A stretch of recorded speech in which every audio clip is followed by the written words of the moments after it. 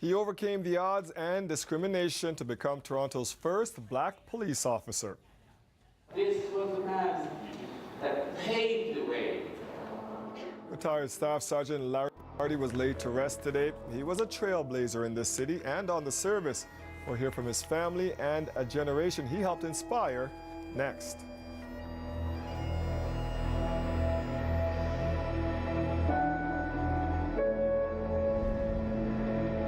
A man described as a pioneer and a hero was laid to rest today in Whitby. Larry McLarty was the first black police officer in Toronto's history. He died last week after a long illness. As Chris Glover explains, the Trailblazers' impact is still being felt. In 1960, Larry McLarty forever entered the history books as Toronto's first black police officer. I was just pleased that my dad thought to include me in the photo. Obviously, it meant a lot to him. Today at his funeral, his son Michael heard stories of his father's impact he'd never heard before. Walking along St. Clair Avenue in the beat they had, and he goes, I was on my motorcycle, I turned around, I was like, a black police officer. McLarty's hiring was such a big deal, it was reported it wasn't a change in policy for the police, but he was the first black person to meet the requirements. Well, it was a very thrilling and proud moment in our family. McLarty climbed the ranks of the force, eventually promoted to staff sergeant. That paved the way. His longtime friend and fellow officer says they faced intense racism. People spat in my face 4 times as a police officer.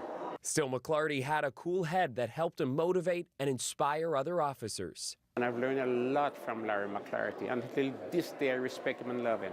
It was mostly just close friends and family who packed that room, but even some who just knew the Trailblazer's name and his story came to pay their respects. Nice to meet you. Fresh off the night shift, Detective Tiffany Castell. So even with not one wink of sleep, I had to be here. The 30-year-old says McLarty's legacy was to blaze the trail for others to follow. I'm eternally grateful, and I will be every day for the rest of my days, and I keep that in mind every single day that I put on my uniform, where I go to work and represent the police service, that I'm representing Larry and those who have blazed the trail. She knows his legacy was to pave the way, and hers is to not let him down. And now we have our first black police chief.